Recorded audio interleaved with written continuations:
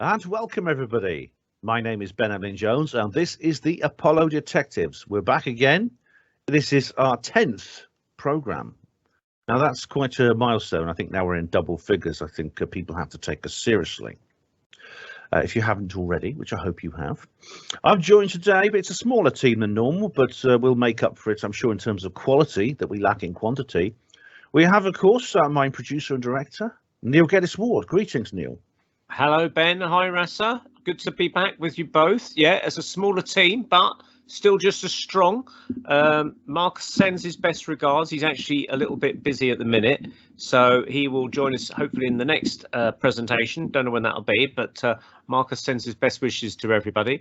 I think he's busy getting Nexus magazine ready, so we'll mention Nexus magazine because I know that he always mentions it anyway, so I'm sure he'd enjoy the mention of it on his behalf. So it's good to be back, and I believe that we've got Rasa's presentation this evening, so we can go straight over to Rasa if you like. We have Rasaviharii all the way from not so sunny China. It's actually freezing cold China, and he's dressed appropriately, as you can see. It is the one and only Rasaviharii. Hi, Rasa. Hi guys, I've got a really great presentation for you today. I've got a lot of stuff nobody's ever seen before, and a whole nother aspect of the moon landings nobody's ever discussed before. So I'm really excited today about this. Excellent. It is Steve mumbling triggering time, guys. Let's go for it. Here is a document which I just found from Apollo, and this is talking about the mission doses. How much radiation did they get on certain flights? Okay. So they're saying, oh, okay, on Mercury, the radiation dose was pretty low, Gemini a little bit higher.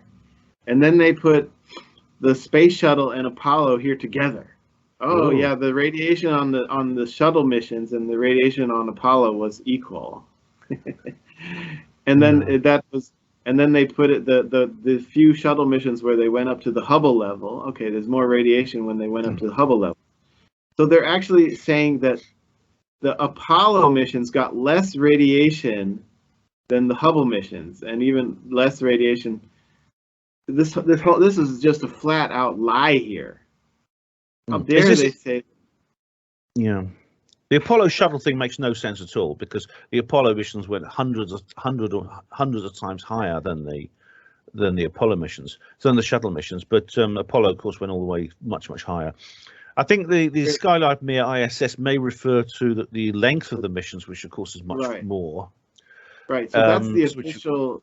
That's the official story NASA is using now. You know, we want to go to Mars, and the radiation is up there, and the reason the radiation is so high is because the length of the mission. Yeah, I mean, what you have here, it looks like there's an exponential. The graph on the left axis looks kind of like an exponential cycle. It goes from 1 to 10, then it goes to 100 to 1,000. Right. But that still does not explain why Apollo and shuttle are the same. So that's their whole excuse, is that the Apollo missions was only a few days, so they didn't get much radiation. That's the official story they're telling everybody now. And you know, well, shuttle missions tend to be quite short as well. I mean, they go up for about a week or so. I mean, it's about the same. Generally, I'd say, from what I've seen, it's about the same duration. The only long distance missions or long time missions would be the permanent space station, Skylab Mir ISS. No doubt the Salyut series were the same. But that's when they spend like months up there. But they're still quite a low. They're still in a low Earth orbit, so they are protected from most of the radiation of space. So this document is just a flat out lie. You know, to say that Apollo missions was less than the Hubble mission. Yeah, also the Hubble is actually it was the first space telescope, wasn't it? Yes. So it didn't have it was unmanned. There was no crew on board. They did a repair on it about 2 years later, though. Oh, I see. Right. Yeah. Yeah. There was actually three or four missions where they flew up to repair it. Yeah. But they were only there for a few days, you know. Yeah, they basically put a new lens on it or something. That's astronomy, because, like you say, Apollo and shuttle are down like it's like it's on the. I don't know what these figures are exactly, but it's like 1 to 5, and then you go up to a Hubble and it's like 850 to 80. I mean, it's ridiculous. It's crazy. Yeah, I don't get that at so all. where do they get these from? It comes from the dosimeter readings, right? Oh yeah, they have these at my hospital. The X-ray staff had to wear these. Yeah. So all these debunkers, they always quote this Apollo document, which states the dosimeter readings that the Apollo astronauts experienced, right? So here's the thing. Okay, a dosimeter is just this little badge-like thing you wear on your shirt, right? Now, the dosimeter measures the dose uptake of ionizing radiation, right?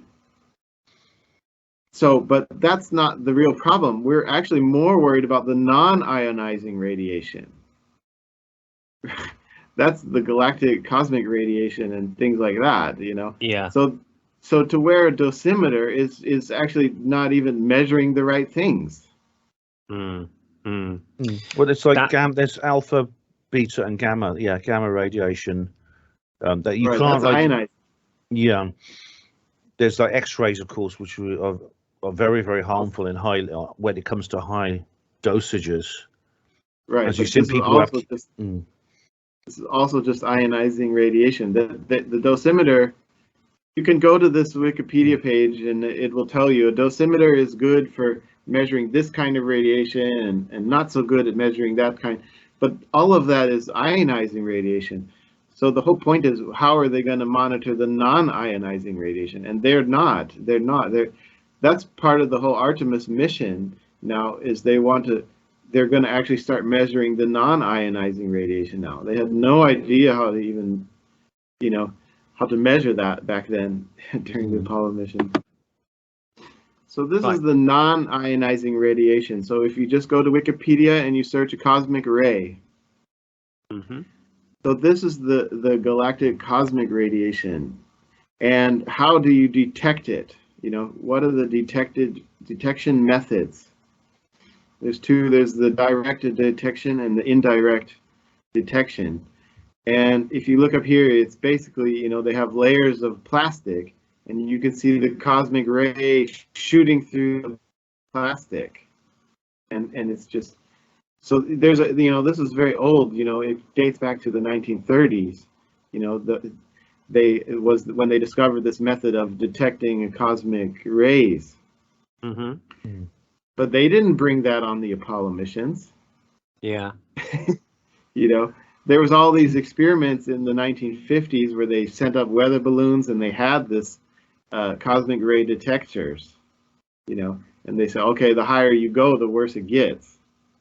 Yeah, a small amount of cosmic radiation does actually reach the surface and it can be detected. I remember seeing a thing about that, although it would have. Again, they know the difference between, for example, different levels of the atmosphere, how much cosmic radiation gets depending on your altitude. And I know that they you don't have to go very high up to be in a situation where you are actually getting a much higher dose. This is why air stewardesses who get pregnant are grounded until the baby's born. Yeah. What is this really high flying airplane? One of the spy planes, is it? Well, there's several Concorde, and there's Concorde. Concorde. Yeah, right. That's the passenger jet. That's right. Yeah. In one of the NASA videos, she's saying that the Concorde, the stewardess, has to wear a dosimeter, and because they're qualified as a high radiation risk job. It's 60. Yeah, it cruises 60,000 feet. Very high up. Yeah, and at that level, most of the atmosphere is below you. Most of the Earth's atmosphere is beneath you at that point. This is the authoritative document on deep space radiation, written in 2012. Okay. This is where they talk about there's three kinds of radiation. There's the GCR, galactic cosmic radiation, and then in the solar cosmic, there's two categories: SCR, solar cosmic radiation, SPE, solar particle events. Yeah, so these are the three things they're worried about. when you wear a dosimeter, you're just measuring this SCR, right? Right. But even here it says the SCR is generally considered not to be dangerous because it's fairly easy to block that out, you know. But when you talk about the SPC, the solar particle events, that's very dangerous, you know. And so now if you look at the Artemis mission, what they're doing now is they're gonna be constant when the astronauts go up, they're going to be constantly measuring the sun, and if they notice a solar particle event, they're going to tell the astronauts, get into the shelter. So they built this shelter in the middle of the ship, right? Get into the shelter because the solar particle events are coming, you know. And then, but that doesn't even include the galactic cosmic radiation. That's what we were just talking about in the previous screen. This is the galactic cosmic radiation, and it just passes through anything, you know. Yeah. They'll admit there's no way to block it out, you know. So they're looking at all these different ways to mitigate this galactic cosmic radiation, you know.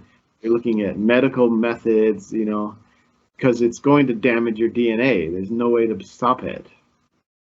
So this is a Wikipedia page called The Health Threat from Cosmic Rays.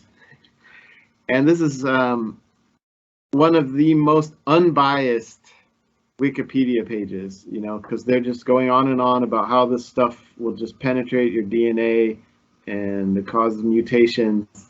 Yeah. The only thing they mention is, okay, somehow Apollo didn't need to worry about that. Yeah. But, you know, they're going on and on about how dangerous it is, this galactic cosmic rays, you know. So it's just an interesting article I think people should read. All right, and here's a TEDx interview, how we can better protect astronauts from space radiation. And so this is also a good one to watch, you know, because she's just talking about how it just destroys your DNA, and we can't stop it. And, you know, we're looking at different medical means and different other means to try to, you know, keep the astronauts alive. So the whole thing is just like, you know, they didn't have to worry about this during the Apollo mission. Ridiculous. Yeah. This is a great TEDx interview, and it's probably one of the most unbiased ones. You know, he doesn't mention anything about how Apollo somehow managed to survive it. He goes on and on about, and then he gives the solution. Maybe the best solution, the best idea is to use a magnetic shielding, you know. So he mentions that on TEDx.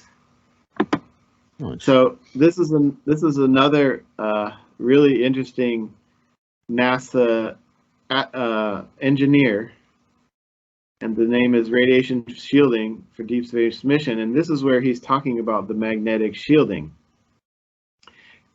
And I paused it on this one quote. You know, this is the most honest quote. He says, "But then if you were to leave low Earth orbit, we don't have the technology for that."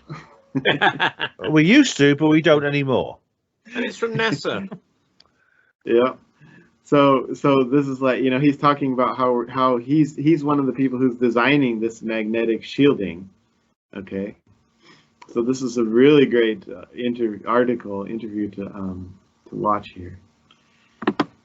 So I'm going into this is a document which is hard to find. You know, this is the actual magnetic shielding. Okay. And there it's called magnetospheric. So this is a kind of a plasma shielding. They're calling it a magnetospheric dipolar torus, MDP. You know, you got this big torus, and it creates these magnetic shields around your ship. That's going to protect you. Almost like a mini Van Allen belt around the ship itself. Exactly. How it functions, yeah. So this is a 2008 document, which comes from this company which designed this. And the problem is, well, coming back to here, if this is the more recent document from 2012, and he's designed a different shaped kind of, but it's the same principle, creating a magnetic force field around your ship, you know. And but the question is, where is the energy in order to create a magnetic shield? Where does the energy come from? So I found this 2002 article. It's called "A Plasma Source for Generation and Inflation of Large-Scale Magnetospheres." And so they've got this kind of a plasma generator they've been experimenting with since 2002. And we're going to come into that later, but this can be considered a what we call a free energy or a 0-point energy device. So they're not going to, it's hard to find, you won't find information about. I just found this article where they mention it. Okay, we've got this new kind of plasma source for generating the fields, but they don't, that's all they say about it. This is a top secret thing, and they're not going to make a big deal. And there's two reasons for it. One is that it is a free energy device, and two, by saying that we need to create these plasma fields around the spaceship is basically saying that Apollo never went. That is incredible. That is absolutely incredible. Because not, in a sense, they're in a situation where they have to confess to one conspiracy or the other, and they've decided to confess to the free energy one. I mean, this is it's kind of a different subject in a way, but it is connected in the way you've demonstrated. And the fact they just say we've got a plasma source without saying what that is, every curious person should say, well, what is that source? How do you generate? You need some generation mechanism for creating energy. You need a lot of electrical power to produce this magnetic shield. What other applications can it be attached to? Can we use it for domestic, and industrial energy generation? I know that's your speciality, Raza. I know because I interviewed you about this subject on Panwa Radio. But that's it, absolutely astounding. They really have been pushed into a corner, and they say, well, which one do we confess to? The moon landings or the free energy? They may have tossed a coin. Heads, it's free energy. All right. There you go. I'm going to go into a lot of detail about that. I've got a lot of other stuff about this. So it's related to the, you've heard about these recent articles about China's artificial sun. Oh, yeah. It's also related to that.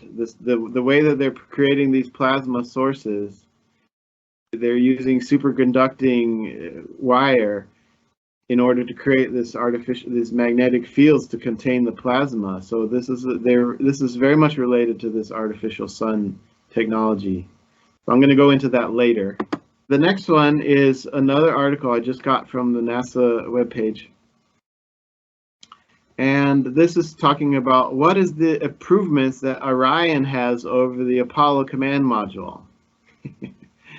So they're comparing the Orion command module to the Apollo command module. And it says here, Orion has had a massive upgrade, and it has not only a new alloy, but this new friction stir welded in order to keep the aluminum welded together. But the important thing is, like, whoa, it says here we have a new alloy. Okay, they're not mentioning what that alloy is, but that's the key thing. How are you going to block out this cosmic galactic radiation? They've got a new alloy, which the Apollo didn't have. Well, they used aluminium, which is for its weight because it's very light. But if it's right, it'd be nice to know exactly what. Yeah. Aluminium would make it just worse, because when the galactic, like putting lead, when the galactic rays hit the aluminium, it creates the secondary particles on the inside of the craft. So I've been searching for what this new type of alloy might be, and I think I might have found it. In this YouTube video, she's talking about boron nitride nanotubes. So this is a really interesting video. She's talking about, well, there's no way to stop the galactic cosmic radiation, so the best we can try to hope for is to bust it up on the way through the ship. So she goes into detail about how atoms which are much lower on the atomic scale, such as hydrogen, boron, and nitrogen. And this is the reason why they've developed these special kind of boron nitride nanotubes. Of course, they're not going to come out and officially admit that this is what they're using on the Orion missions, because if they did that, they would essentially be blowing the whistle on themselves. You know, why is it that on the Orion missions we need this really special type of material to protect the astronauts, when on the Apollo missions they didn't even need anything? Here's the little meme I made for this Crew Dragon, right? Yeah. So in the 1960s, you can travel 380,000 kilometers to the moon and just, take off your spacesuit and shave your face in the lunar orbit, But here's the Crew Dragon, and the Crew Dragon went up 380 kilometers. So they actually went higher than the Hubble. Mm-hmm. Okay. But this 380 kilometers, this was just last year? So this was the highest any human being has ever flown. And how did they do that? Okay, so I've been searching through the SpaceX web pages trying to find out how they did this, and they've got some special proprietary materials. And they only tell you the name of it. The inner cavity of the ship is made out of a special 3D printed material called Inconel. And then the suits they're wearing are made out of another specially 3D printed material called Nomex. Okay, so they're not telling us how they actually made these materials, But this is they have a lot of special secrets here. But that's the special ship and the special spacesuits is what allows these astronauts to go up 380 kilometers, higher than the Hubble, anything NASA has done in the past. So and coming back to space. Yes? Raza, did they specifically keep these spacesuits on for the purposes of protection from radiation at 380 kilometers? Yeah, it wasn't just to look cool or something. They look cool, don't they? Those ships, the suits, they look very film-like, like something out of Alien or something. Yeah, but yeah. I did. So if that was the absolute reason they did it, then NASA have some explaining to do about the picture above. Yeah. Okay, now I'm coming to the micrometeorites, because I mentioned this before, and when a couple of years ago when I did my first interview, I mentioned some numbers, but I was just taking those numbers off of Wikipedia, and since then Wikipedia has upgraded their numbers. So now I'm giving you the up-to-date numbers here. So micrometeorite travels, here's the speed, 39,600 kilometers per hour. Okay, this is the speed of the micrometeorites. All right, and how much micrometeorites? 40,000 to 20,000 tons per year. Okay, you can see it? Mm-hmm. Yeah. And so also, it's not only that, they also have 50 tons per year of meteorites. This is what hits the Earth. Yeah, it hits Earth, hits the moon. So the difference between a micrometeorite and a meteorite is just basically the size. They mention, if it's above this size, it's a meteorite. If it's smaller than that size, it's a micrometeorite, right? So, if you just draw that line, anything below that line is a micrometeorite. Anything above that line, you've got 40 to 20,000 tons of micrometeorites, and you've got 50 tons per year of meteorites. So that's, if your ship gets hit by a micrometeorite, you might be okay, but if your ship gets hit by a meteorite, you're finished. Mm. So what is the SpaceX doing about this? Here's the picture of the SpaceX shielding on the outside of the ship. Okay, so there's these little hexagon plates which kind of snap on and snap off. And what are they made out of? It's called the phenolic impregnated carbon elevator X. That's the name for this material, these little hexagon panels. Okay, they're sticking on the side of the ship. Of course, they're not going to mention what it's made out of. It's a special kind of 3D printed carbon, again, to so it protects not only from micrometeorites, it protects also from radiation and heat of re-entry. So now there's another Wikipedia page which is called active shielding, and this is used. So basically, one of the ideas they're talking about is they want to have like a robotic arm. And so if a micrometeorite hits your shield and it busts up one of these plates, there's a robotic arm that will reach around and replace that panel. That's kind of one of the ideas they have. If you actually get hit by a meteorite rather than a micrometeorite, it's going to bust that panel up. So they're thinking about having a little robot, a robotic arm that will crawl, or a robot that will crawl along the outside of the craft and can replace the panels. And they also have a very kind of a special glue, you know, that glues it down, you know. So these are some of the ideas that SpaceX is talking about in order to deal with the meteorite and the micrometeorite problem.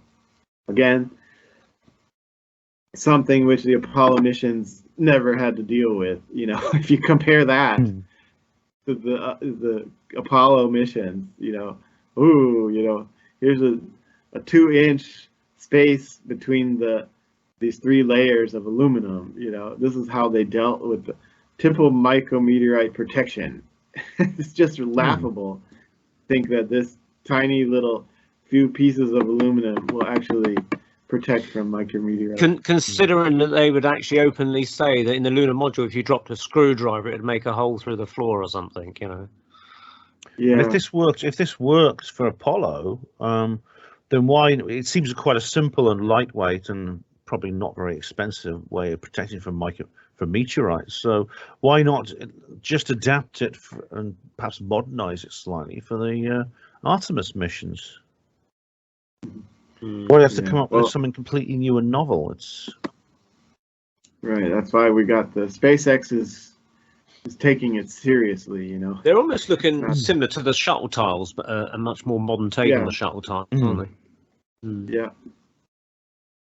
All right. So let's keep going. We've got now we're going to debunk the next thing. The third-party evidence for Apollo moon landings. So this is a lot of the debunkers always say, oh, you know, we've got the ham radio operators. Yes. You hear that so much. The ham radio operators proves that they went to the moon. Okay. So we've got the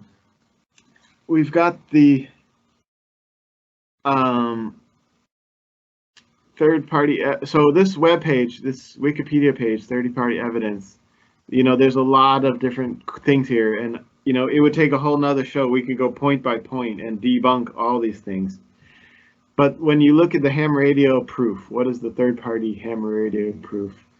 They've been editing this Wikipedia page now, and now all they have is this one Kettering Grammar School. Okay, a group of Kettering Grammar School used radio equipment, monitored both Soviet and U.S. spacecraft, calculated their orbits. According to the group, December 1972, a member picked up an Apollo on its way to the moon. Okay, first of all, if you have a ham radio, you have no idea where that signal is coming from. It's just signals bouncing around within Earth's atmosphere, you know. So to say it picked up an Apollo 17 on the way to the moon, fortunately for them, they put quotes around it. Quote, picks up an Apollo on its way to the moon. Quote, you know, it means like, at least they put quotes around that, because literally speaking, there's no way to know whether it was actually on its way to the moon or not with a ham radio. Yeah. So I'm going to go into that. So this is a very famous article, this amateur radio, and this guy, Larry Basinger, eavesdropped on Apollo 11. And he built his own receiving dish. Okay, and so he made the news, and you know, this was a big story. And it says here he recorded 35 minutes of the conversation of the Apollo missions. Yes, recorded 35 minutes, and he even recorded the phone call between Nixon You know, so he recorded. So why did he? Okay, so here's the question: why did he only able to record 35 minutes? Why did he not record 3 hours or 6 hours? You know, he was pointing his dish at the moon, right? But as I'm telling you, just because you point your dish at the moon does not mean anything. You can pick up all the signals which are bouncing around in the Earth's atmosphere. So why did he record 35 minutes? Because that's how long it took for the shuttle to pass from one horizon to the other.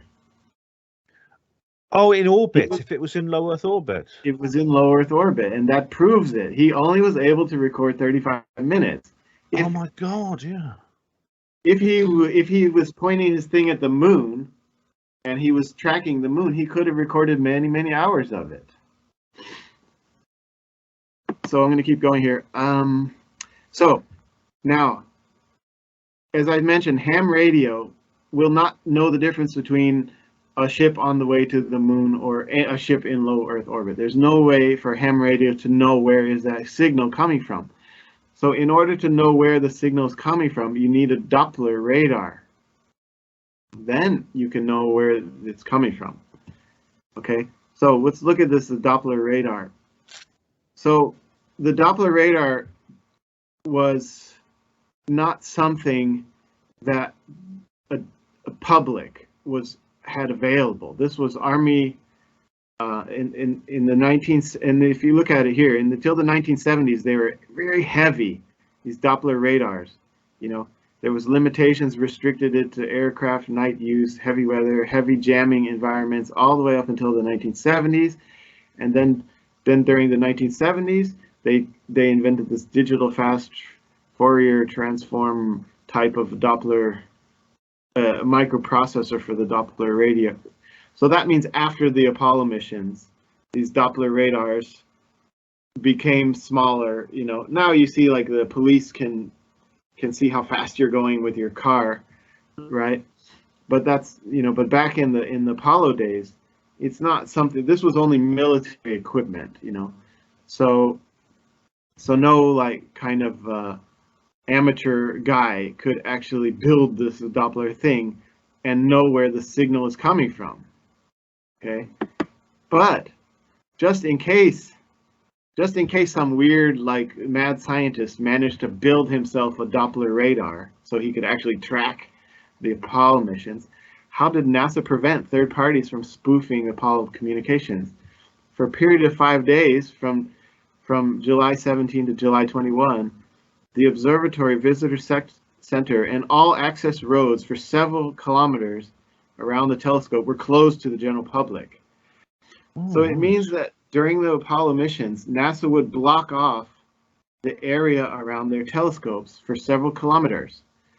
Because say there was a mad scientist and he somehow managed to build his own Doppler radar, in order to track the Apollo missions, he would have actually had to gone to the observatory where and been aiming at the same direction where their dish is pointing. That would have been the only way to track it. So NASA actually took steps to prevent people from tracking the ships.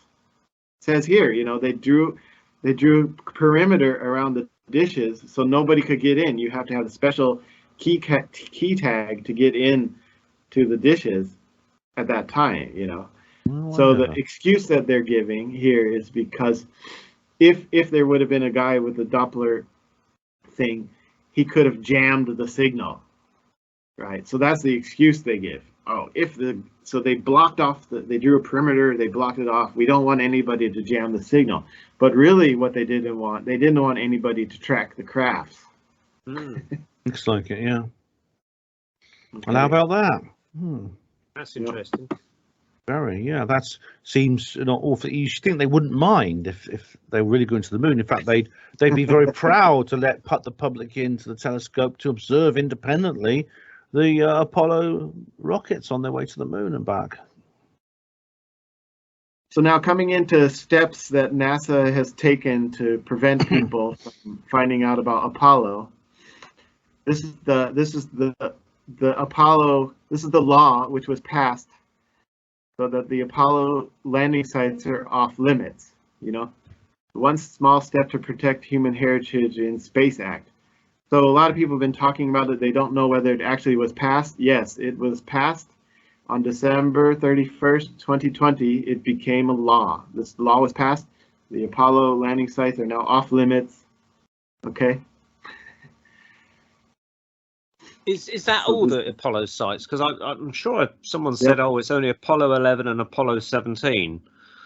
No, all of them are protected under this law. Right. Okay. This is, there's obviously this is not enforceable. I mean, for instance, you can't exactly send the police up there, but also, it's not a sovereign territory of the United States. The moon is not a sovereign territory. Say what you can and can't do. After all, they bloody well landed there without permission, didn't they? Who gave them permission to land in the first place? I think, well, you could say that, but also I know there are people pushing to have some kind of treaty, outer space treaty, regarding the sovereignty of other planets and things like that. And under this law, the Apollo sites would essentially become United States, not overseas, but extraterrestrial territories, when they can dictate who goes in and out. Well, India and China have already photographed the landing site, so sorry, it's too late. But also, do you remember the Google X Prize? The Google X Prize was where they literally wanted some independent people to design a space mission which would land a rover on Mars and allow it to unmanned rover, a bit like the Jade Rabbit one, and let it go 200 yards, and then the Google X would give them so much money. But that's when NASA stepped in and said that they must not land anywhere near the Apollo landing sites. The Google X Prize. They canceled the whole. Yes, they did. Canceled the whole. All right, so I'm coming into another step which NASA is doing to protect its Apollo missions. And these are the PSYOPs. Okay, so we've got 6 major PSYOPs in order to discredit us, the moon landing researchers. Okay, so they're throwing in all these PSYOPs in order to lead people here and there, So these are the 6 PSYOPs. The first one was 2002, this French documentary, Operation Moonnet, which is all standard landings, And then you've got Donald Rumsfeld and what's that other guy? Kissinger. Henry Kissinger. This was a mockumentary, wasn't it? It was right. Mockumentary where they tried to pretend like it was not a joke, right? Yeah, I saw that. It was meant to be a joke. It was meant to be a comedy. Yeah. So anything coming out of Kissinger and Rumsfeld's mouth is a lie. Okay, you should know that off the bat. Yeah. And so they're just mocking us. And this whole theory about Kubrick filming it, that's where it began in 2002, and it's still going on today. They're releasing all these WikiLeaks article, WikiLeaks released Kubrick filming it, blah blah blah. This is all just trying to mislead, just to discredit us. That's why they're doing these things, And then the Secret Space came out in 2005. That's the whole theory of they actually went, but then they provided us fake film because they wanted to hide the existence of aliens on the moon. That's Christopher Everard's film, isn't it? Yeah. You see, I actually saw that, and I don't think he actually says exactly that. He says he actually is open to the idea that the moon landings were faked. Right. Everard. Right, but he was the one who started this whole thing into motion. Now you have the Gaia. You have the Gaia mission, the Gaia disclosure, which is all about aliens, and they're officially promoting the aliens thing, and they even got the Buzz Aldrin and another astronaut, talking about, I think I saw some crafts, So this is a huge. They've got a lot of money into this Gaia thing, but now that's I think it was 2008 in this. There was some alien conference, and that's when they put forward the theory that the Apollo footage was fake because they were hiding the existence of aliens. That came out in 2008. Yeah. But anyway, I've heard people say that, yeah, which is of course untrue. It's not true. I mean, there may be aliens on the moon, but it's got nothing to do with. They're trying to say yes, but they did go there. But the fake stuff is because of that, yeah. Right, and then 2015, the Moonwalkers, the theory that they hired Kubrick to film this fake scene,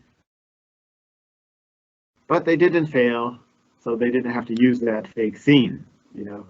I actually reviewed that film. I watched it. It's quite funny. It's a comedy. Yeah. But because one guy pretends to be Stanley Kubrick, and of course they're completely incompetent. They're trying to produce a fake moon landing. They're completely incompetent. However, in the end, like you say, in the end, the Apollo mission works anyway. So it's all superfluous. Yeah. So the reason I'm talking about these psyops is because I have to deal with these every day. In my Facebook group, I get these trolls coming in. Oh, actually, they did go to the moon, and they made a fake film, but they didn't have to use it. And then I also get so many people talking about they did go, but the fake film is because of the aliens there. And every day I have to deal with people saying Kubrick filmed it, especially the next one, this 2015, the fake Kubrick confession. Oh, God, yeah. I can't tell you every day how many people post. People fall for these kind of psyops. And then the 2016 Operation Avalanche, another psyop where they circled the moon, but they didn't land. Right. I remember that one. It's not a very popular psyop. I've never had many people in my group. I've never had any trolls saying that. You know, we circled, but we didn't land. But anyway, it was an attempted psyop. And then finally, the sixth psyop is the whole flat Earth. And I remember, when dealing with these flat earthers, especially 2016, 2017, they've been. Oh, I've been having to deal with these people. Yeah. If Jarrah was here, his smoke would be coming out of his ears right now, wouldn't it? I mean, he hates this sort of thing. So now I've actually tracked down the Kubrick connection. This is a very interesting article. This is the Kubrick connection. Okay, so in January 1965, there was a group of space writers in New York City. Two of them were Harry H.K. Lange and Frederick Ordway, and one was the previous NASA staff, and the other was, they were both Ordway was not only leading intellectual at NASA, but public relations. So this Ordway and Lange were in a club, and they were meeting with Arthur C. Clarke. Okay, so it says here, before Lange and Ordway could get in a cab, one of the club employees told Ordway that he had a phone call. It was Kubrick making a call and offering him to come work on 2001. So Kubrick called these two ex-NASA employees and said, come work with me on 2001.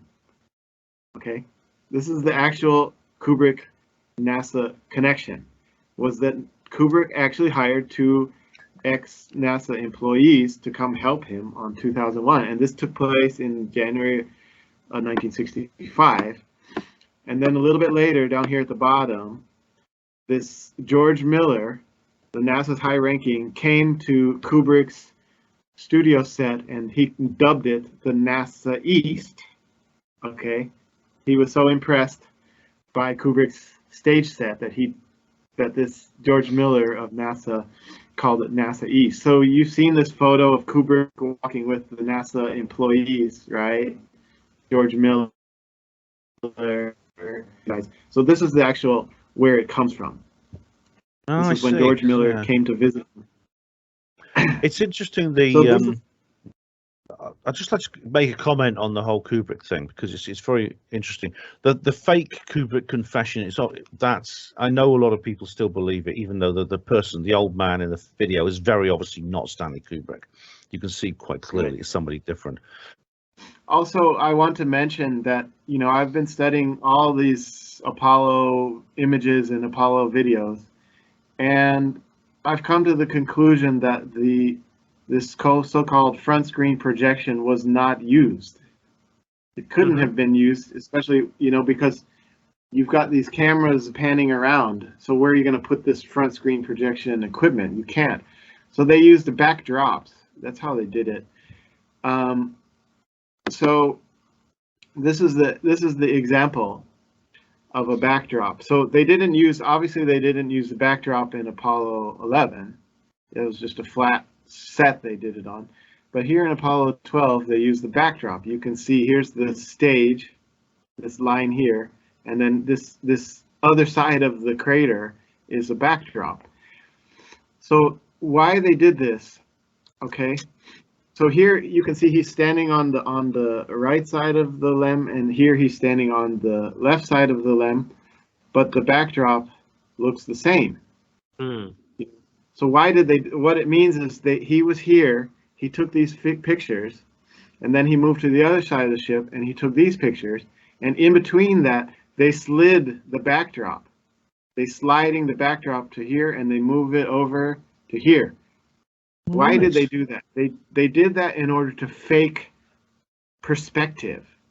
Okay, this is a 300-meter crater called the Surveyor Crater. They landed next to the Surveyor Crater, and if you look on the Wikipedia, this is a 300-meter crater. So if you look at this, you can tell this is not a 300-meter crater, right? No. It's just, anybody who looks at this can see, oh, that's not you can see the shore over there. That's not 300 meters away. So in order to make it look like a 300-meter crater, they had to do the shifting perspectives.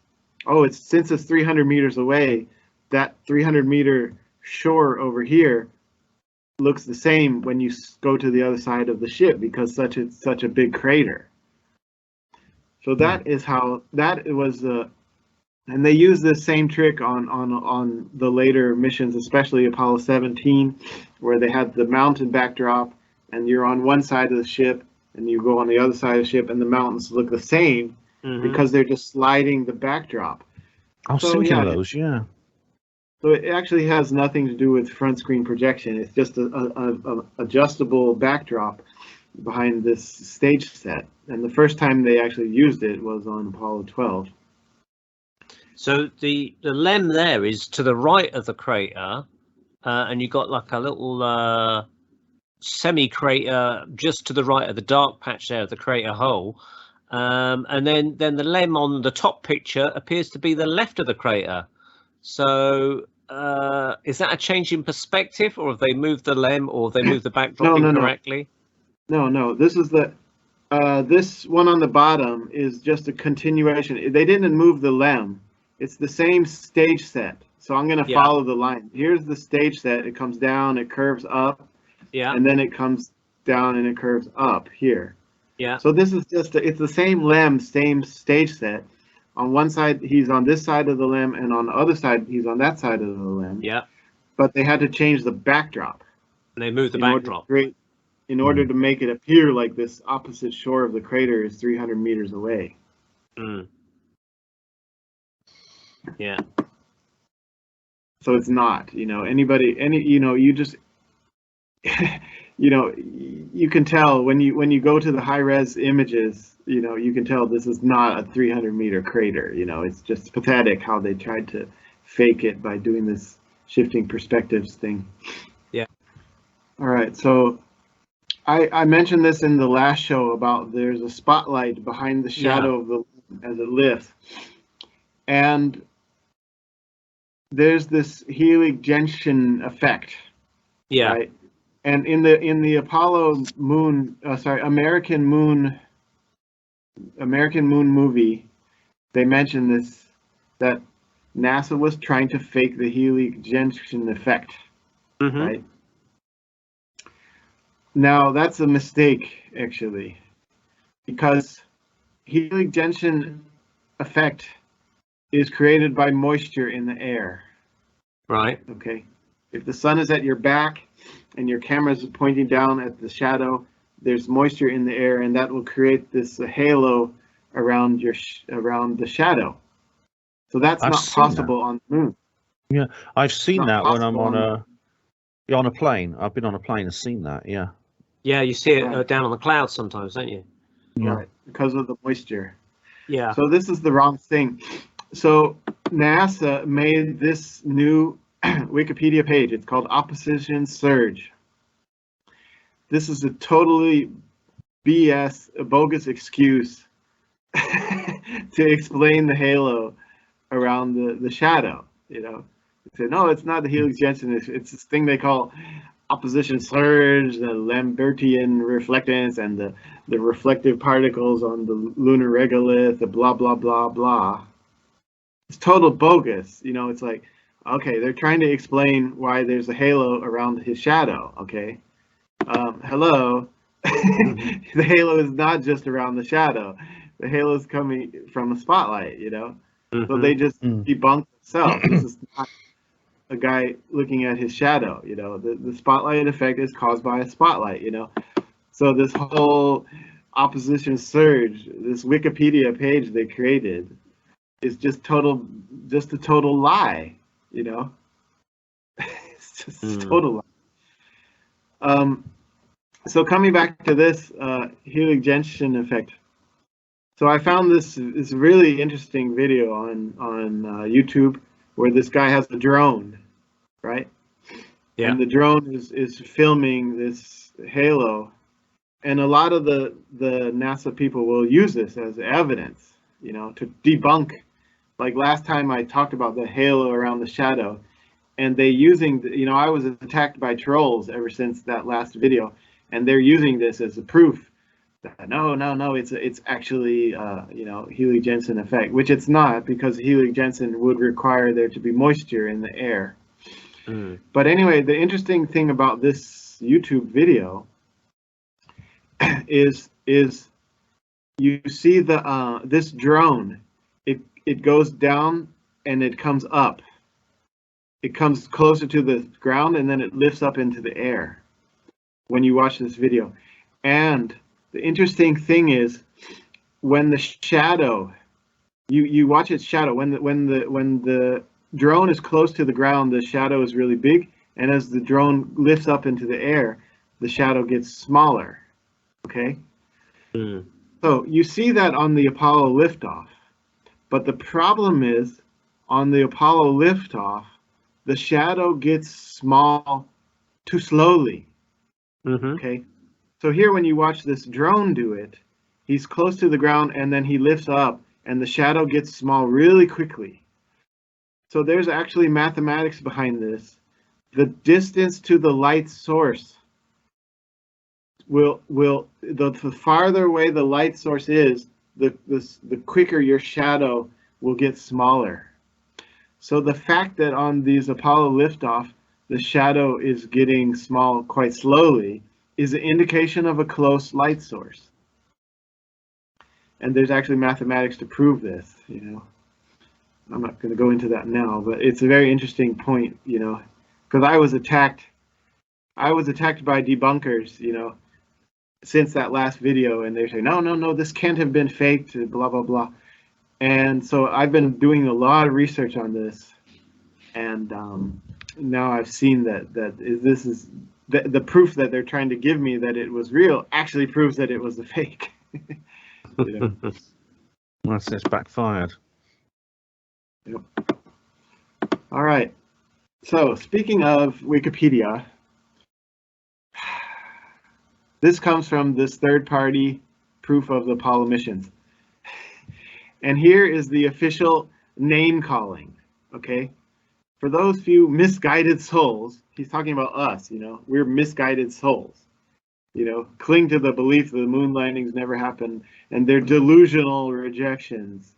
So they're calling us delusional, and they're calling us misguided souls, okay? So that's this is name calling. Yeah.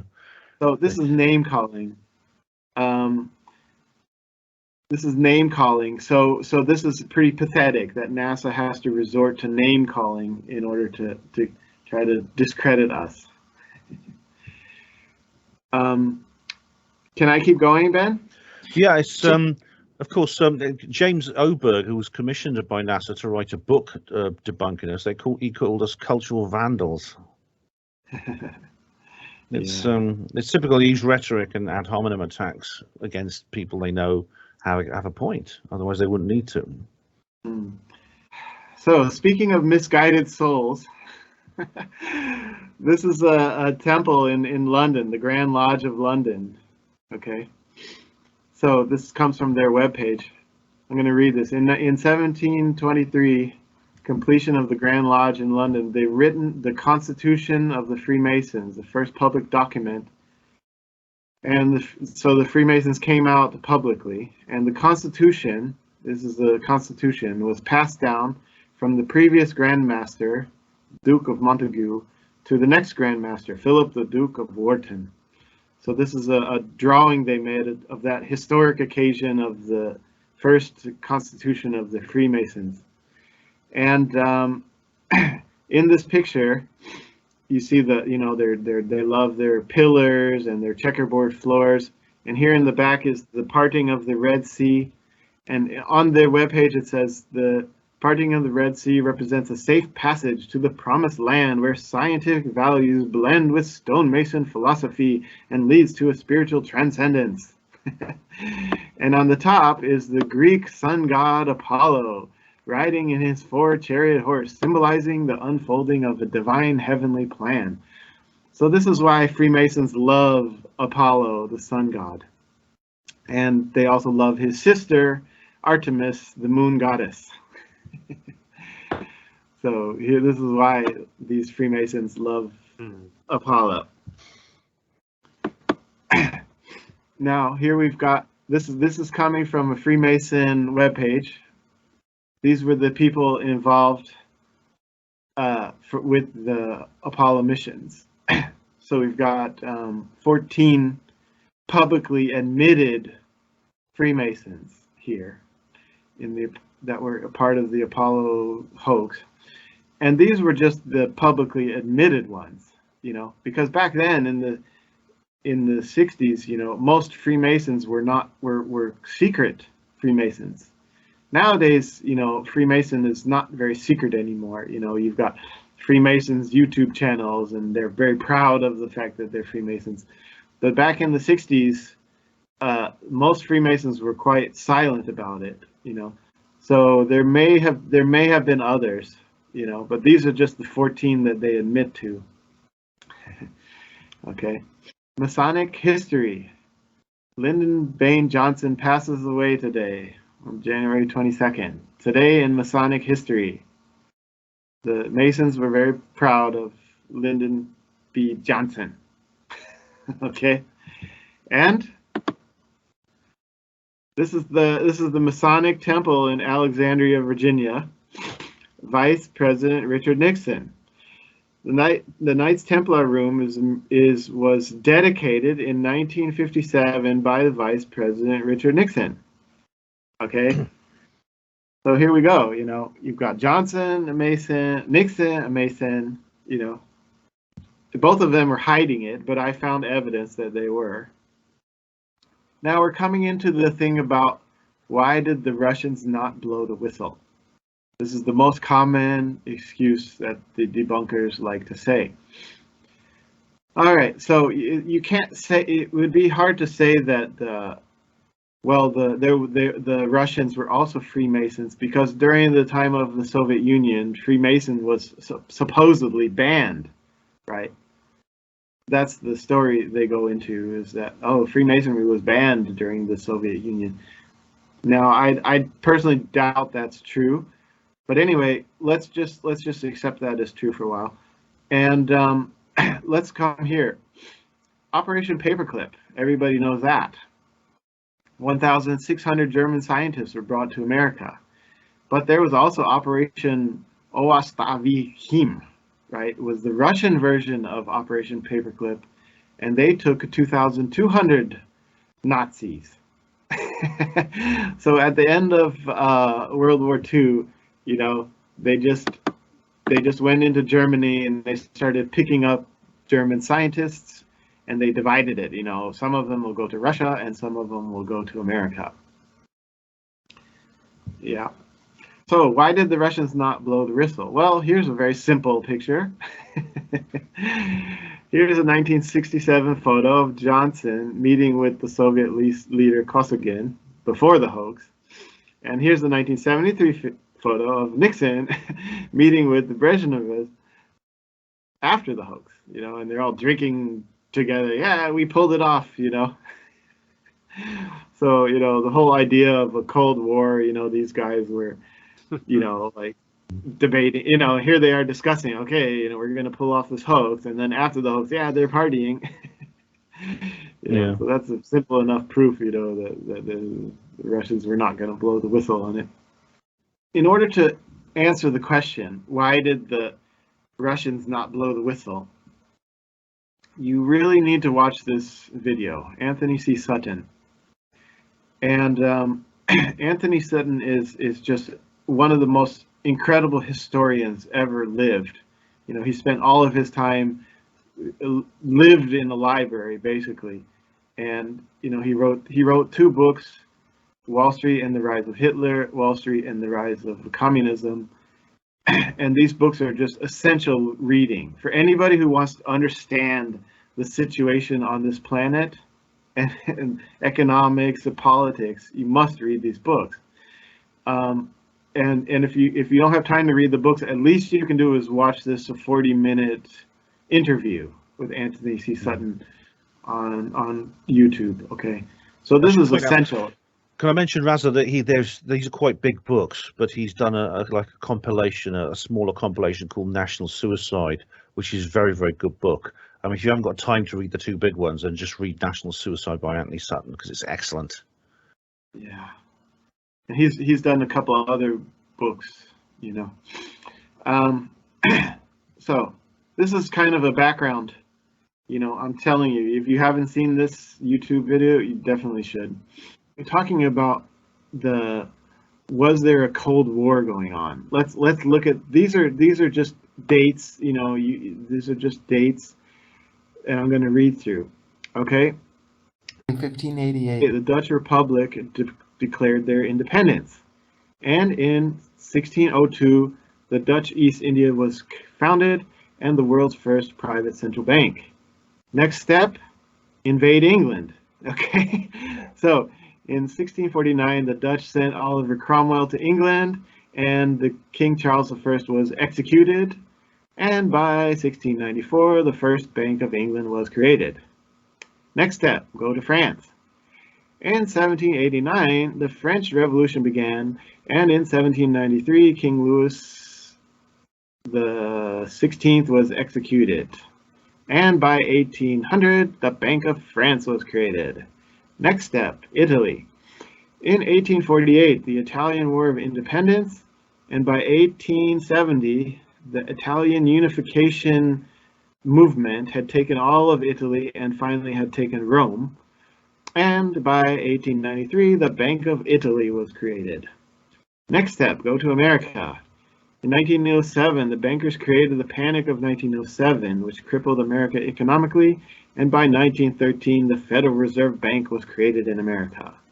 Next step, go to the Soviet Union.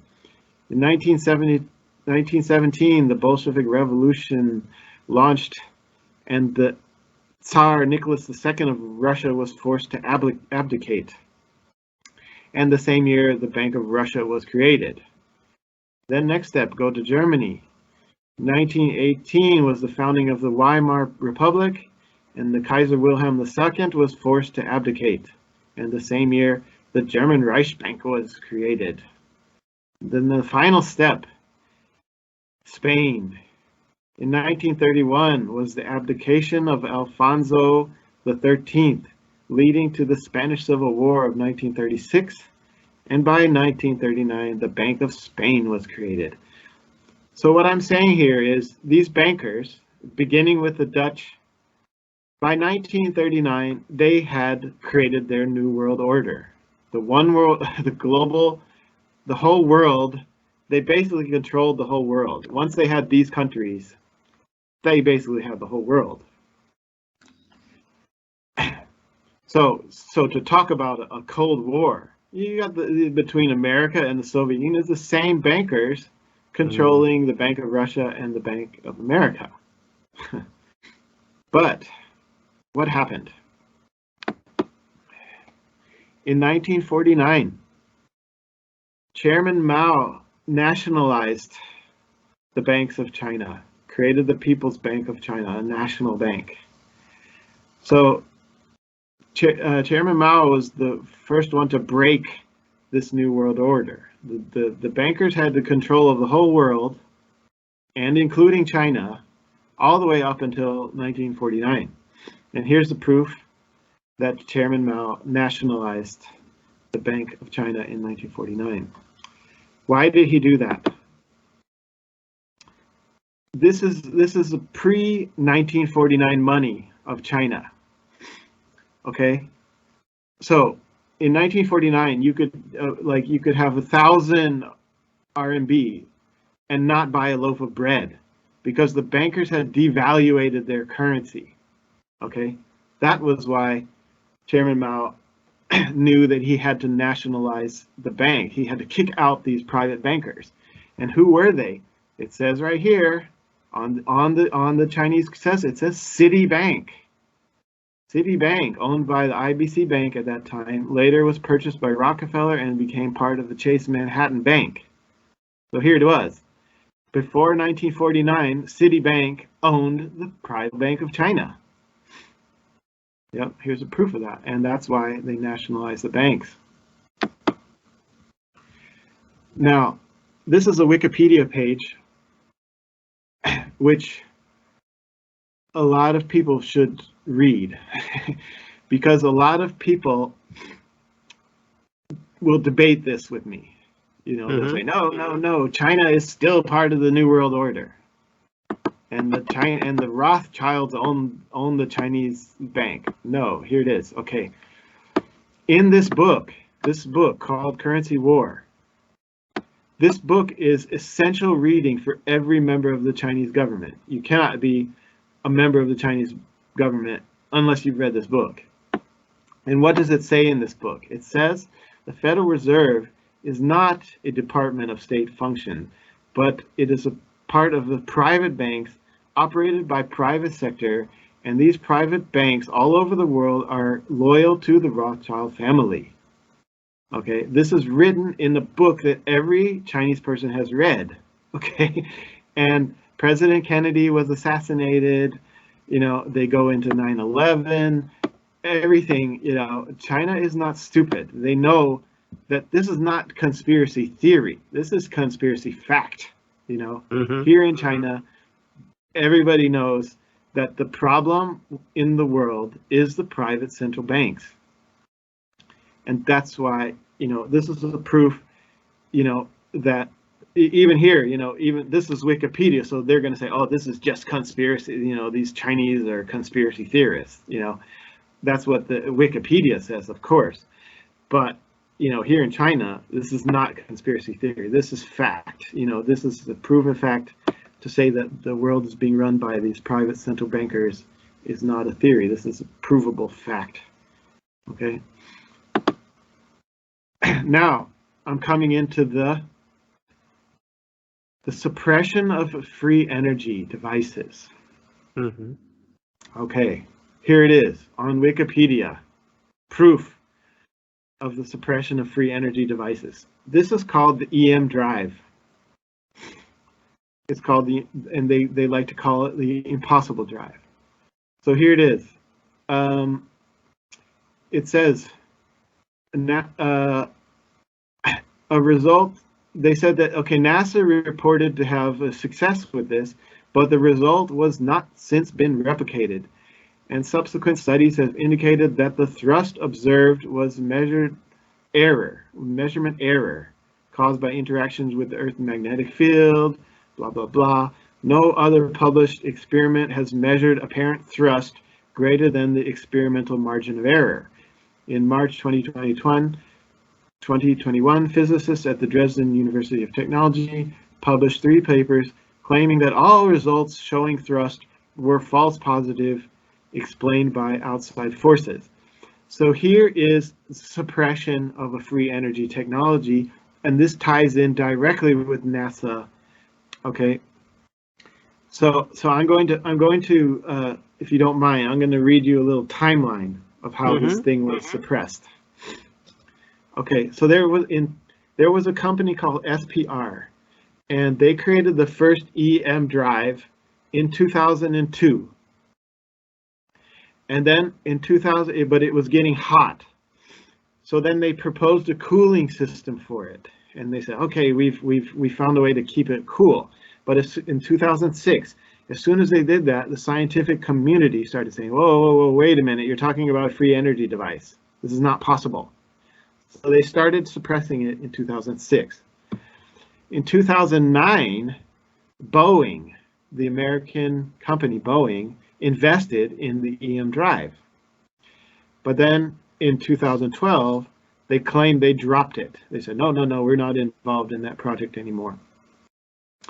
In 2014, there was some other, the American media started attacking some scientific journals. There were some other scientists who had been experimenting with this, and they started seeing positive results. And the American media started attacking the scientific journals for even publishing these things. And then finally in 2015 was the first scientific article debunking the EM drive. In 2016, that company, SPR, who had invented it, they decided, okay, we're going to go private, we're going to go private. We're not going to be part of the government anymore. We're going to continue experimenting with these in private. And then also in 2016, NASA also got involved, and they reported a positive result. And even NASA got criticized in 2016 for reporting for reporting positive results on this EM drive. And then also Boeing, some members of the Boeing staff, even though they claimed they had dropped it, were still experimenting with it, and some of their people reported positive results, and the Boeing, the company, denied that. No, we didn't report any positive results. And then a satellite, also in 16, a satellite was sent up with one of these EM drives in it to see if they actually could get propulsion in space. So the satellite went up, but the results were not published. Finally, in 2016, China got involved, and they said, no, we want to invest in this thing as well. So China gets involved in 2016. In 2017, China reported successful testing of the EM drive. In 2018 was the second scientific article debunking the EM drive. In 2019, some of the members of NASA wanted to continue experimenting with EM drive, so they actually quit NASA and went to go work for that private company.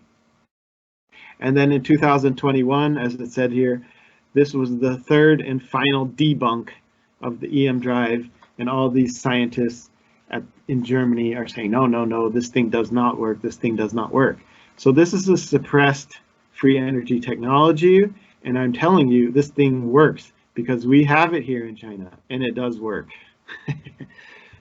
So this is part of the, I could go into a long subject about, free energy devices, because that's my specialty, and how it's been suppressed, And on that point, there is an interview, I believe, with Ben, and you on Ben's Hipanwa show, so we can put a link for that. Yeah. So this is my area of research. This is an article of 2009. It's called a spin battery. Physicists develop a new battery using a new source of energy. Now, this is the quantum energy which I spoke about. This came from the University of Miami in 2009, and this was suppressed.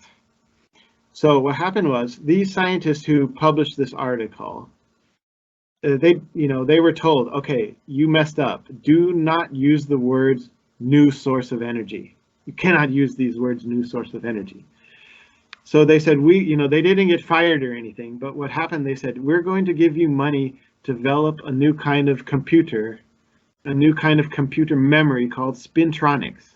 Okay, so as long as you continue to develop spintronics and this quantum computer, then you can continue working with us. But if you go around talking about you've discovered a new source of energy, which breaks the law of conservation of energy, you're going to lose your jobs, So this is my field of research, and I have quite a long history in this subject. Before I started talking about the moon landings, I had quite a name for myself in the free energy community. I had been interviewed, and I was involved with the technology, which was suppressed. It was in Canada, and a lot of debunkers came and attacked me. This was back in 2008, 2009. If you search my name, you can even find the debunker articles where they criticizing me. Mm-hmm. So I have some experience, and I know several other people who have experienced suppression of this free energy technology. Even one of my friends was killed a couple years ago. Oh. But and that was in South Korea. But anyway, and I tried to tell my friend, I said, don't do this in South Korea. I said, you come to China, then you'll be safe. But he didn't listen to me. So anyway, this is just, I study quantum physics. So I'm no longer into the free energy community, and I'm personally not a big fan of the free energy community. Like there's these, I'm not going to mention their names, but there's a big community, and they have big conferences where they invite all these big speakers to come in, and they talk about free energy, and they're so-called experts in the field of free energy, and not one of them has actually built a working device. I'm one of the few people who's actually built a working device. So one time I actually called them up. I said, I have a working device. Would you be interested in hearing about this working device? And they're not even interested in it. They're not interested in work. They're just interested in these big names, these so-called free energy gurus, so they can make money off these people going blah, blah, blah. And not one of them has actually built a working device, So that's my opinion of the free energy community. But I do know several people who have working devices, but that's a whole nother subject. So anyway, I just wanted to tie that in with the Apollo, NASA, and how is free energy connected to this moon landing hoax. Mm-hmm. It is a suppressed technology, and NASA was involved in it. Now we're coming to the artificial sun. This is a lot of people have heard about this. And what is it?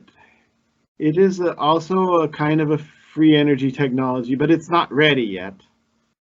They're predicting it's going to be another 5 years before it's ready. Hopefully I can help them speed that up. But the reason I'm showing you this, it's called the tokamak. That's the name. And this was invented in the 1950s in the Soviet Union. So let me just read through this. In the 1950s, they kind of came up with this idea, and they apparently had made a working model in 1958, where they created a stable plasma equilibrium with the magnetic fields. Again, this comes back to how are you going to protect astronauts from the space radiation? It's the same thing, this torus, magnetic fields, the torus, plasma, So, but then there was a lot of criticism. By the mid-1960s, they started to show improvements on the design, and the Russians released a positive results in 1965. Okay, that's when the America met with the Russians, according to my timeline. But there was some problem with the measurements, and finally a second set of results published in 1968. This time claiming a better performance. They also met with skepticisms. But the Soviets sent a delegate in 1968. The Soviets sent a delegation to the UK and invited them to come make their own measurements. These UK scientists went to the Soviet Union, they measured it, and in 1969, they published a result in the scientific journal that yes, this machine is producing positive results, and it resulted in a stampede of tokamak construction all over the world. So coming back to this thing about a Cold War between the Soviet Union and the Russians, okay? So here we have it, in 1969, a publication that this tokamak is working created a stampede of tokamak construction all over the world. It means Europe and America. From 1969, they were all working together to try to create this artificial sun. From 1969, the Apollo 11, you know. So what can you say about a Cold War and a space race and a nuclear arms race? This is the solution to the nuclear energy problem. This is a safe version of nuclear energy. As you know, the nuclear reactors today are not safe. Yeah. And this is a safe, what we call a safe nuclear reactor. So this is a very exciting project, and I'm also involved in it here in China. So coming to China, this is the Chinese observatory who found the laser reflectors on the moon. Okay, a lot of people say there's no laser. A lot of people in my group, you know, who doubt the Apollo landings, say there's no laser reflectors on the moon. They say you can just bounce a laser off the moon. You don't need the reflector. Yeah, okay. Yes, you can bounce a laser reflector off the moon without the reflector, but if your laser actually does hit a reflector, you will know the difference. And so I can tell you there are laser reflectors on the moon. Here in China, we can prove that. But that does not mean they were put down by human beings. They were put down in an unmanned craft.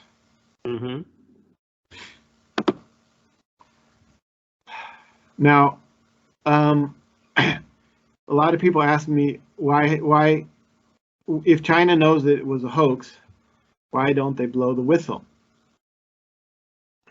Okay, now, as I mentioned, is that China wants to maintain friendly relations with NASA because they want to continue to receive technology from NASA.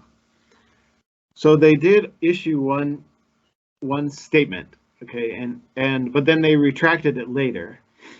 But we can find it in the Wayback Machine. We can find that in the 2012, the Chinese article said, "We spotted traces of the previous Apollo missions." Now, they didn't say what those traces were. They just said, "We found traces of the Apollo missions." So this is the Chinese way of being, you know, being careful. You know, we didn't say we found evidence of a man on the moon. We said we found evidences of something there at these Apollo landing sites. Okay. So what are these traces we found? Basically, here's the Indian picture. Okay, the traces we found look just like this. This is the Indian three-legged craft sitting at the Apollo landing site. This is actually proof that the Apollo missions were a hoax. You know, this is the Apollo landing site, same craters, but the wrong craft sitting there. Now, China did not release this image. This image was released by India. We could have released this image, but we didn't want to because then NASA would be extremely mad that we just debunked their moon landing.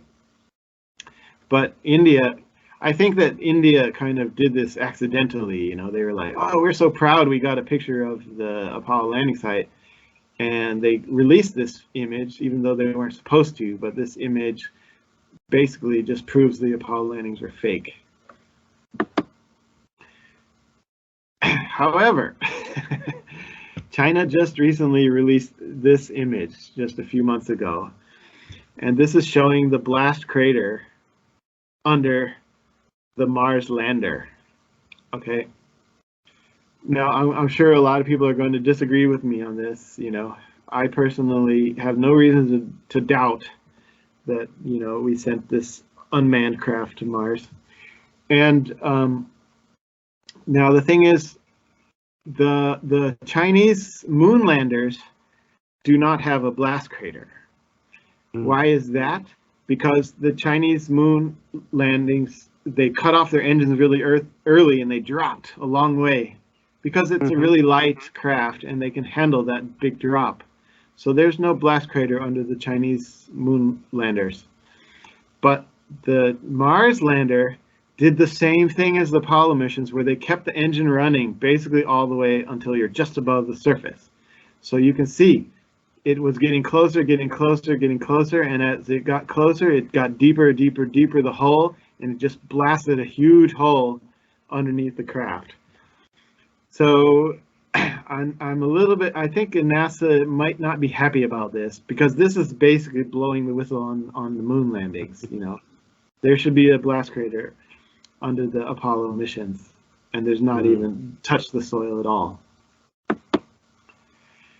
And this is also interesting. This is the Russian unmanned craft. Okay, when the Russians sent an unmanned craft, they sent a little rover, and the rover was taking pictures of the lander. Okay, what do you see? You see stars. You see stars. The Russian unmanned craft. Be interesting to look at those stars as if they match up with the actual stars, you know, in that part of the sky. Look at this one. Here's another picture. The rover was looking back at the lander, and what do you see? You see stars. Definitely not dust then. No, those are stars, you know. I would be interested to see. What's that up in the top right hand corner? This is the top. There's okay, look at the look at, oh, you can't see it. I have another picture, but anyway, there's this radiation protection. It's like it's just like a flap. It's part of the it's part of the rover. Okay. And the lander also has it. I have another better picture of the lander, and it also has the same material flapping around on top of it. It's just kind of a radiation protection material. So there's a line going across here at an angle maybe of 30 degrees or something, and then you've got this flap down. So that's what the stars are on. Is that like the edge of the photo or something? And it's laid on a... Yeah. So they twisted the photo because the surface, they wanted the surface, the camera was at an angle, so they tilted it so that it would be level surface. Yeah, you know? I see. Okay. Now, here we go. This is a NASA probe. The NASA probe called the Clementine. It was launched in 1994. And what do you see? You see stars. So this is what was the meeting where the Apollo 11 said we couldn't see stars during the solar corona experiment, right? So they said, no, I don't remember seeing any stars on the solar corona experiment. Yeah. What is the solar corona? It's when the sun is hiding behind the moon. That's exactly what you have here. The sun is hiding behind the moon, and what do you see? You see stars. So basically, NASA just debunked themselves. Is that, what's that big white sphere at the top? That's the Earth? Okay. So here you go. And again, here's a NASA Mars lander. Again, a lot of people aren't going to agree with me, but I personally think this is real. I have no reason to doubt unmanned craft going beyond the Van Allen belts, you know. And what do you see? You see the blast crater underneath. The NASA is also blowing the whistle on themselves by showing us a blast crater underneath their Mars lander. I suppose they'll be talking about throttles and things on Apollo landers, I suppose. You know, the fact that they control it with a throttle, the 10,000-pound thrust and stuff. But yeah, they so a lot of people have been similar asking me if any the- of yeah, the they Chinese throttled it. unmanned crafts have been able to take They photos throttled of it down, stars but from either way, space. you're going to get a blast Well, the crater answer is because yes. the This LEM is was the much heavier Mars than these orbiter. little unmanned It landers. has a little arm Yeah. that It's a sticks much out with a bigger camera engine, on it, so the and even if craft you can throttle take it down, selfies still of there's going to be itself. thrust. So And the here point you is, can on the Apollo see missions, that yes, you know, these kind of cameras can a few pick up feet stars before in they the shut photos. down, a few feet above the surface before they shut down. You know, so there's obviously going to be a blast crater. And I mentioned it last time that China found moon rocks. They brought moon rocks back to Earth, which are different age from the Apollo mission rocks. This is not it's not a whistle blow. It doesn't really mean anything. The fact that these rocks were younger doesn't mean much. It says, you know, the Chinese rocks are 2 billion years old, whereas the Apollo rocks are 3 billion years old. So that's not really saying much, you know. It just doesn't. It just means that we might have landed in a volcanic area, you know. So that's why these rocks are younger. So this is not really blowing the whistle on anything, but it is interesting, you know. Some people have asked about that, so I'm showing some evidence of that.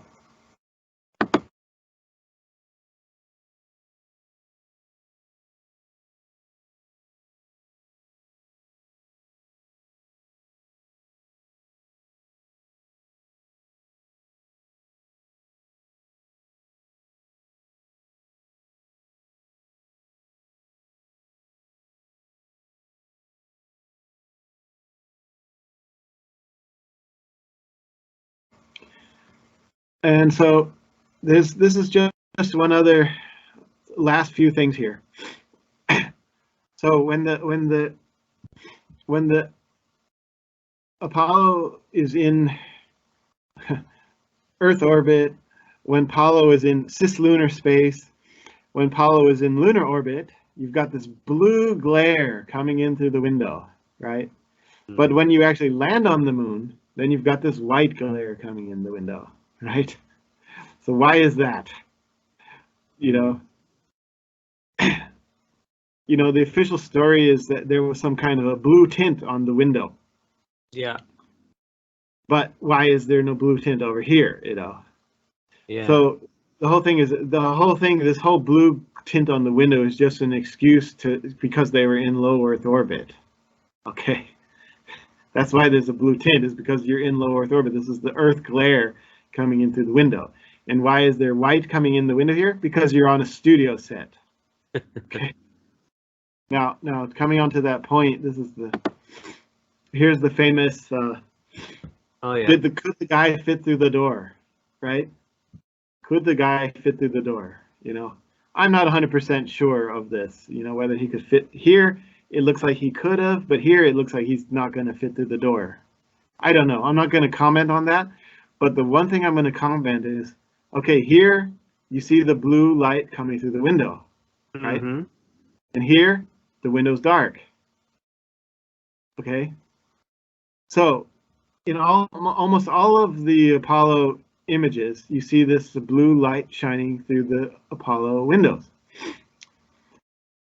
And so why did they do that? Okay, I guess they haven't really answered this, but I guess they say we left the lights on inside of the craft, right? Okay, why are the lights on not here? If he's already exiting the ship and he forgot to leave the lights on, if he turned off the lights here, there's no blue glare coming through the windows here, and then he's already exiting. So somehow, you know, he was already getting ready to exit, and then he's already exited.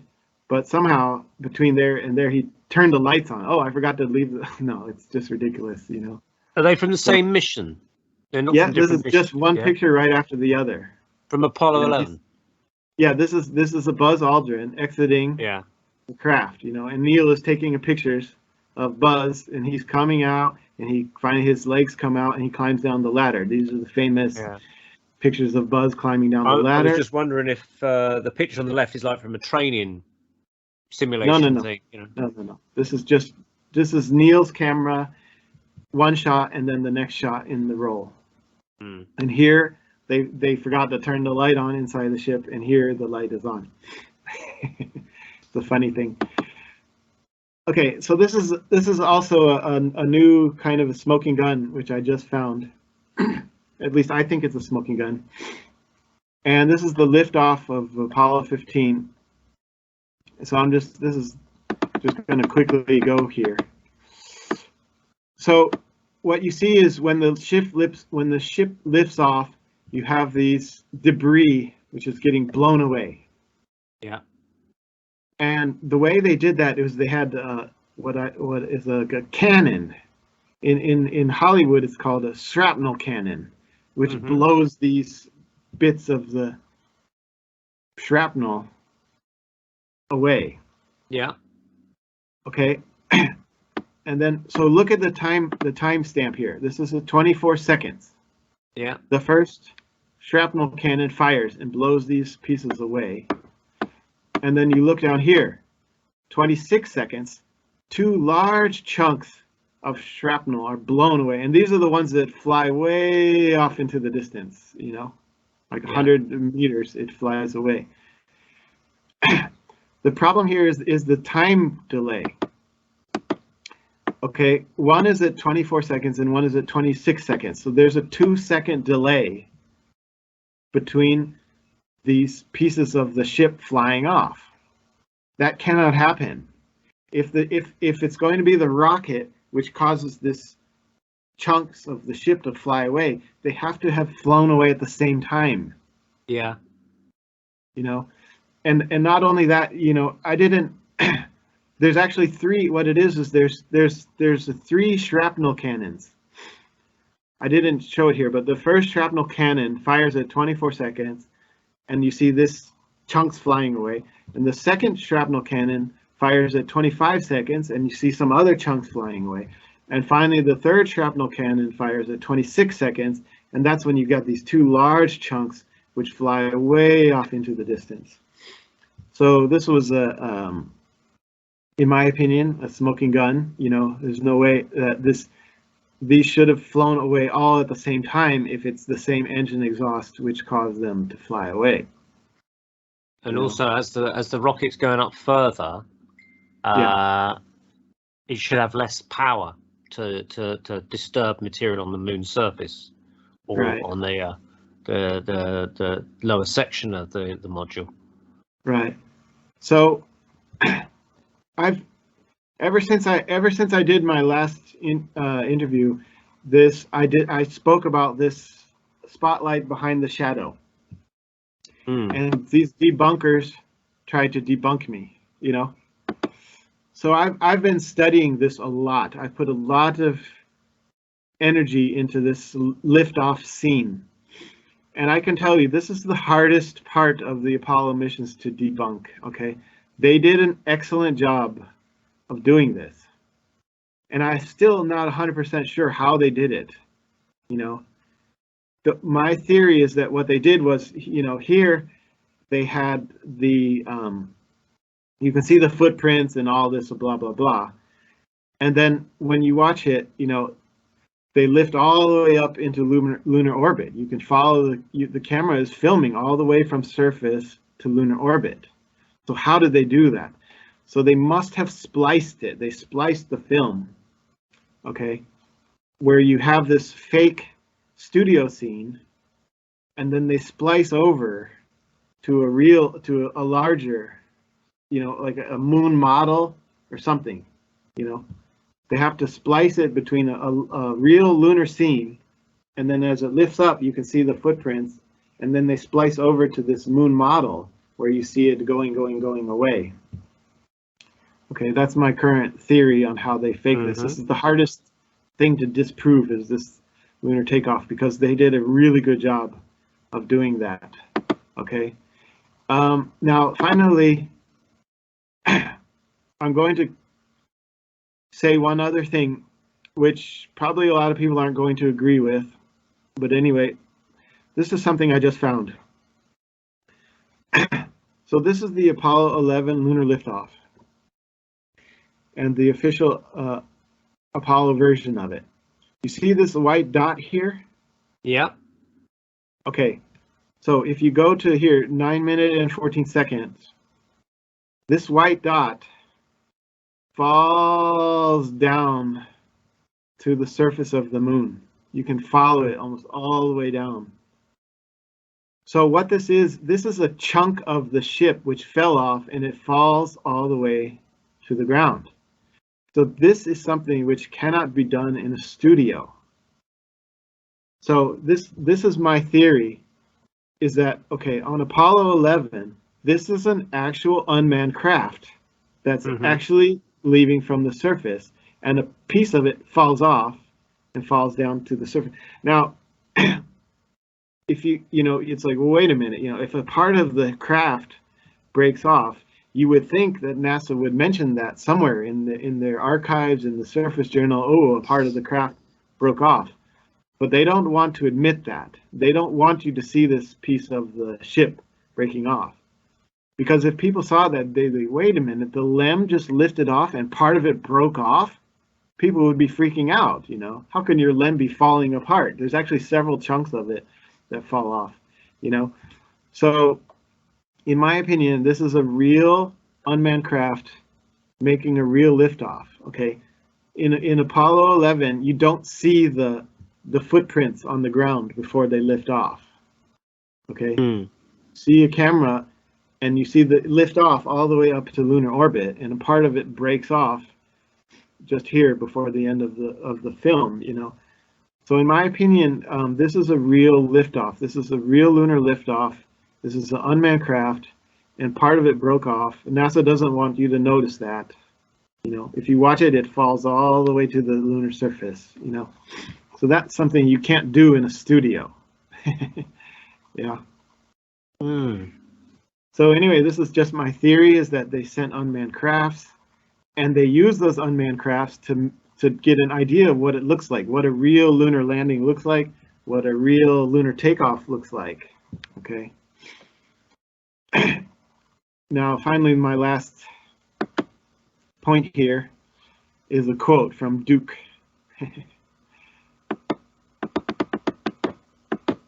Duke, was he on Apollo 15 or Apollo 16? I forget which one it was now. Duke and Pete, Yeah. So this is a quote from Duke. He says, Pete, if you took this view that y'all just saw out of the moon and put it in a movie, everybody would say you're faking it. It doesn't look like that. And it's just, you can't see any stars, just pure blackness. And that white gray body sitting on it, it's just really, so, Jared likes to call this a tip of the hat, Yeah. Maybe they're almost blowing the whistle on themselves, They do make references to being faked throughout the missions, I've noticed. Yeah, little hints and things. Yeah.